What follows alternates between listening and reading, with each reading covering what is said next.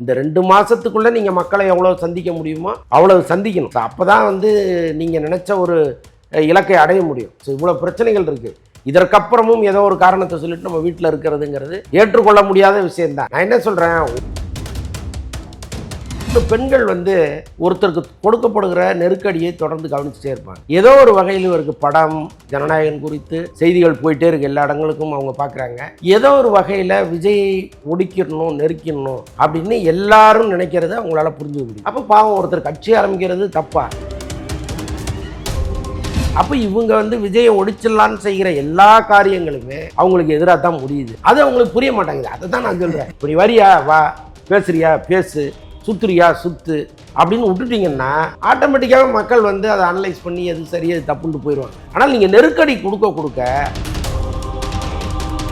விஜய் கூட பேசலாம். எனக்கு எதிராக பாருங்க, இந்த பக்கம் ஒரு பெரிய கூட்டணி, இந்த பக்கம் ஒரு பெரிய கூட்டணி, நான் தனியாக நிற்கிறேன், உங்களை நம்பி நான் நிற்கிறேன் அப்படின்னு சொன்னாலே தெரிஞ்ச என்ன பிரச்சனைனா, இப்போ கரூர் சம்பவத்துக்கு பிறகு அவர் கொஞ்சம் ஆஃப் ஆயிட்டார். திடீர்னு வந்து ஒரு 41 பேர் செத்து போகிறதுங்கிறது நீங்கள் யோசிச்சு பாருங்கள். தூங்க முடியுமா? நம்மள வெளியில் வரல போகல நிற்கல அப்படின்னு நம்ம ரொம்ப போகிற போக்கில் பேசிடுறோம். நீங்கள் அவர் பாயிண்ட் ஆஃப் வியூலேருந்து யோசிச்சு பாருங்கள். இல்லை, அதுக்கான காலம் தானே சார். இதுக்கப்புறம் அவர் 4 மாதம் கழிச்சு பேச எந்த யூஸுமே இல்லை சார். இப்போ நேரடியாக மக்கள் இல்லை கட்டாயமாக இருக்குது. அதையும் நான் தொடர்ந்து சொல்லிட்டு தான் இருக்கேன். விஜய் பார்வைக்கு போகுதா போலையான்னு எனக்கு தெரில. காலம் ஓடிட்டே இருக்குது. இது இருக்கிறது 4 மாதம் கூட இல்லை, 2 மாதம் தான். இந்த 2 மாதத்துக்குள்ளே நீங்கள் மக்களை எவ்வளோ சந்திக்க முடியுமோ அவ்வளோ சந்திக்கணும். ஸோ அப்போ தான் வந்து நீங்கள் நினச்ச ஒரு இலக்கை அடைய முடியும். ஸோ இவ்வளோ பிரச்சனைகள் இருக்குது. இதற்கப்புறமும் ஏதோ ஒரு காரணத்தை சொல்லிட்டு நம்ம வீட்டில் இருக்கிறதுங்கிறது ஏற்றுக்கொள்ள முடியாத விஷயந்தான். நான் என்ன சொல்கிறேன், உங்களுக்கு தடை இருந்தாலும் அதை மீறி போங்கங்கிறேன். அதுதான் சார், அதிகபட்சம் அரசு தானே சார் பண்ணுவாங்க. அவ்வளோதானே. அதுதானே ஒரு அரசியல் தலைவருக்கு இலக்கணமாக இருக்க முடியும். நீங்கள் என்ன தான் தடை விதிச்சாலும் நான் போவேங்க, தடையை மீறி கலந்துக்கிட்டாருங்கிறது தானே வரலாறுல இடம் சார். மக்கள் மத்தியிலையும் வந்து பெருசாக பேசப்படும். ஆமாம், அது என்னவோ ஒரு தயக்கம் இருக்கு. அவர் கட்சி ஆரம்பிச்சாச்சு, இதுக்கப்புறம் இதெல்லாம் ஃபேஸ் பண்ணி தானே சார் ஆகும். பண்ணி தான் ஆகணும். நீங்கள் கூட சத்தமாக சொல்லுங்க, காதில் விழுதா பார்ப்போம். ஆனால் இது இவ்வளோ குற்றச்சாட்டுகள் இருந்தாலும் கூட அந்த செல்வாக்கு அப்படின்றது வந்து ஏறிக்கிட்டே தான் சார். குறிப்பாக பெண்கள் மத்தியில் வந்து ஒரு மிகப்பெரிய ரெஸ்பான்ஸ் நம்மளால் பார்க்க முடியும். நீங்கள் சொன்ன மாதிரி 1000 ரூபாய் பணம் கொடுத்தாங்க, ஃப்ரீ பஸ் கொடுத்து, அதையும் தாண்டி ஒரு மாற்றம் வேணும், விஜய் வரணும் அப்படின்ற அந்த ஒரு யோசனை தான் வந்து மகளிர்கிட்ட இருக்குது. ஸோ ஏன்னா அந்த ஓட்டு தான் ரொம்ப ரொம்ப முக்கியம் இல்லை. ஆமாம், பெண்கள் ஓட்டு தான் எப்போவுமே ரொம்ப முக்கியமானது. இன்னொன்று, பெண்கள் வந்து ஒருத்தருக்கு கொடுக்கப்படுகிற நெருக்கடியை தொடர்ந்து கவனிச்சுட்டே இருப்பாங்க. அவங்க வெளிப்படையாக எல்லா இடங்கள்லையும் உட்காந்து பேசலைன்னா கூட ஏதோ ஒரு வகையில் இவருக்கு படம் ஜனநாயகன் குறித்து செய்திகள் போயிட்டே இருக்கு, எல்லா இடங்களுக்கும் அவங்க பார்க்குறாங்க. ஏதோ ஒரு வகையில் விஜயை ஒடுக்கிடணும் நெருக்கிடணும் அப்படின்னு எல்லாரும் நினைக்கிறத அவங்களால புரிஞ்சுக்க முடியுது. அப்போ பாவம் ஒருத்தர் கட்சி ஆரம்பிக்கிறது தப்பா? ஏதோ மக்களுக்கு சேவை செய்யணும்னு வர்றாரு, 200 கோடி 250 கோடி சம்பளம் வாங்கிட்டு இருந்தவர் அதை விட்டுட்டு வர்றாரு. இப்போ செங்கோட்டையன் சொன்ன மாதிரி வருஷத்துக்கு 4 படம் பண்ணால் 1000 கோடி ஆச்சு இல்லையா? ஸோ அது வேண்டான்னு ஒருத்தர் வரும்பொழுது அவரை ஏன் இவ்வளோ கஷ்டப்படுத்துறீங்கன்னு அவங்க கேள்வி கேட்க ஆரம்பித்தாங்கன்னு வைங்களேன், அது ஓட்டாக தான் மாறப்போகுது. அப்போ இவங்க வந்து விஜயை ஒடிச்சிடலான்னு செய்கிற எல்லா காரியங்களுமே அவங்களுக்கு எதிராக தான் முடியுது. அது அவங்களுக்கு புரிய மாட்டாங்குது. அதை தான் நான் சொல்கிறேன். இப்படி வரியா வா, பேசுறியா பேசு, சுத்துறியா சுத்து அப்படின்னு விட்டுட்டிங்கன்னா ஆட்டோமேட்டிக்காக மக்கள் வந்து அதை அனலைஸ் பண்ணி எது சரி எது தப்புன்ட்டு போயிடுவாங்க. ஆனால் நீங்கள் நெருக்கடி கொடுக்க அப்போ உனக்கு இவ்வளோ பண்ணுறீங்களா நீங்கள், நான் வந்து அவருக்கு சப்போர்ட்டாக நிற்கிறேன்னு ஒரு கூட்டம் வருது. ஸோ அதுதான் வந்து இந்த சர்வேக்களில் வெளிப்படுறது.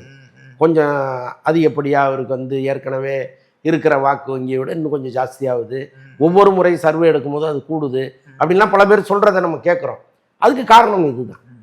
முதல்ல வந்து ஒரு 3% அப்படின்னு ஆரம்பிச்சாங்க, அப்புறம் 5, 10, 15, இப்போ 20 தாண்டி வந்து போயிட்டு இருக்கு. இன்னும் ஒரு 3 மாதம் இருக்குது சார். நீங்கள் ஆட்சி அமைக்கிறதுக்கு உங்களுக்கு வந்து 35, 40 இருந்தால் போதும்.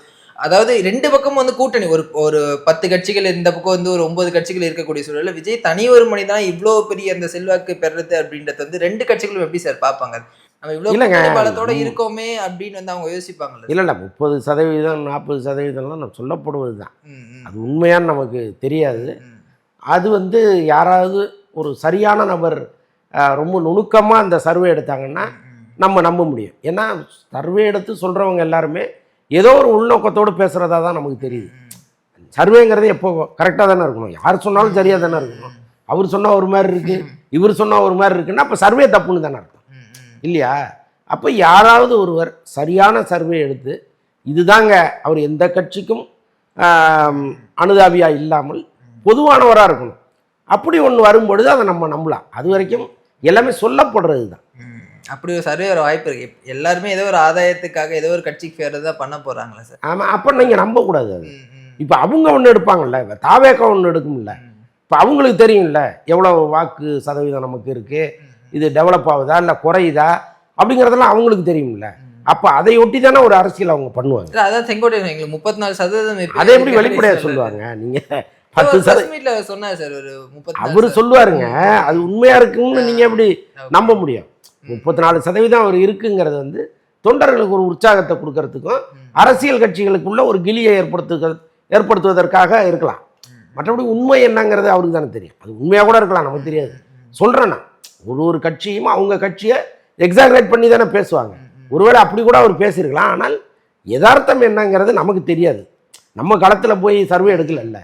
ஸோ அதனால் 40% 30%ங்கிறதெல்லாம் வெயிட் பண்ணி தான் பார்க்கணும். அதை ஒருவேளை இல்லைன்னா அதை அதிகப்படுத்துவதற்கு என்ன வேலையோ அதை விஜய் தான் செய்யணும். ஏன்னா விஜய்க்கு அடுத்த கட்டத்தில் இருப்பவர்கள் அந்த அளவுக்கு வந்து மக்களோடு ஒரு இணைப்பில் இருந்தாலும் விஜய்க்கு கொடுக்குற மரியாதையும் மக்கள் அவங்களுக்கு கொடுக்க போகிறதில்ல.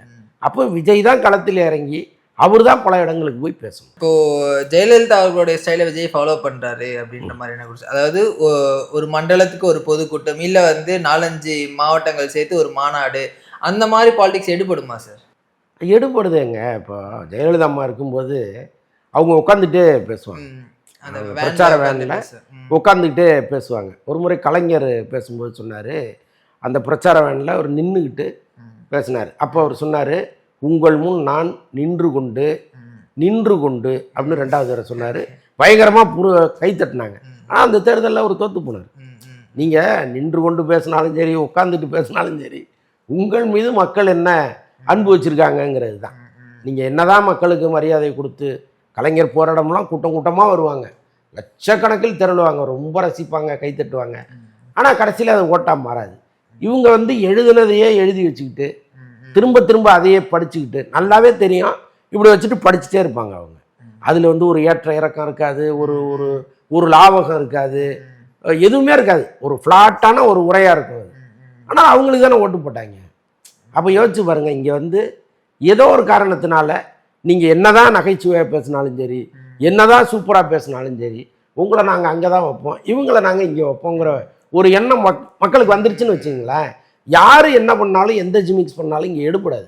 ஸோ அதனால் விஜய் குறித்து அவங்க என்ன மனசில் வச்சுருக்காங்க அப்படிங்கிறது அவங்களுக்கு தெரியாது. இல்லை அதை வச்சு நான் பேசும்போது சொன்னேன், 2016 வந்து செல்வி ஜெயலலிதாவுக்கு என்ன நடந்ததோ அதே தான் 2026 நடக்கும். நீங்கள் ஒரு பக்கம் கூட்டணிலாம் சொல்கிறீங்க, அந்த தேர்தல் அவங்க கூட்டணி இல்லாமல் தான் நின்னாங்க. 234 சின்ன சின்ன கட்சிகளோட நின்னாங்க. அதே ஒரு நிலைமை தான் இப்போ தலைவர் விஜய் அவர்களுக்கும் வரும். அந்த ஒரு வரலாறு திரும்பவும் அப்படின்னு வந்து சொல்கிறாரு சார். அது எந்த அளவுக்கு நிச்சயமாக வரலாறு திரும்பினா மகிழ்ச்சி தானே. ஏன்னா இப்போ அன்னைக்கு அவங்க சொன்னாங்க, எனக்கு எதிராக எவ்வளோ கட்சிகள்னு பட்டியல் போட்டாங்க. அவ்வளோ பேரையும் படித்து ஒரு பெரிய பட்டியல் போட்டு 13 கட்சி என்னமோ அவங்களுக்கு எதிராக அன்னைக்கு நின்னாங்க. நான் வந்து ஒத்தையாளாக நிற்கிறேன் அப்படின்னாங்க, ஜெயிச்சாங்கல்ல. ஸோ அந்த மாதிரி வந்து விஜய் கூட பேசலாம், எனக்கு எதிராக பாருங்கள், இந்த பக்கம் ஒரு பெரிய கூட்டணி, இந்த பக்கம் ஒரு பெரிய கூட்டணி, நான் தனியாக நிற்கிறேன், உங்களை நம்பி நான் நிற்கிறேன் அப்படின்னு சொன்னாலே அதுவே ஒரு எழுச்சி தானே. ஸோ அதையெல்லாம் அவர் செய்யணும்ல. நம்ம உட்காந்து இவர் செய்வாருன்னு பேசுகிறான். அவரில் அதை செய்யணும். இல்லை, நம்ம யோசிக்கும் போது அவங்க யோசிப்பாங்கல்ல சார். அதையும் தாண்டி ஒரு தயக்கம் இருக்குன்னா அதுக்கு என்ன சார் காரணம்? அது புரியல. அது என்ன காரணம்னு நமக்கு புரியல. ஒருவேளை மக்கள் நம்ம இவ்வளோ நம்புறாங்க, நம்ம மேலே இவ்வளோ அன்பு காட்டுறாங்கன்னும் போது அதுக்காச்சும் நம்ம வந்து வெளில வந்து நம்ம கட்சி ஆரம்பிச்சிட்டோம், சினிமா விட்டு வந்துட்டோன்றதை தாண்டி இன்னும் மக்கள்கிட்ட கொண்டு போகணும் இல்லை சார்? இல்லைங்க, இப்போ எனக்கு தெரிஞ்ச என்ன பிரச்சனைனா, இப்போ கரூர் சம்பவத்துக்கு பிறகு அவர் கொஞ்சம் ஆஃப் ஆகிட்டார். ஏன்னா கரூர் சம்பவம் வரைக்கும் பார்த்தீங்கன்னா அவர் அவ்வளவு ஸ்பீடாக அவர்கிட்ட அப்படி ஒரு எழுச்சி இருந்துச்சு, எல்லாரையும் பார்த்துணுங்கிற ஒரு உணர்வு இருந்துச்சு. பாருங்கள், ஒரே நாளில் 3 தொகுதியெல்லாம் அவர் பிளான் பண்ணார். ஸோ அது வந்து சாத்தியம் இல்லை, என்னன்னா கட்டாயமாக நான் திரும்பி வருவேன்லாம் அவர் சொன்னார்.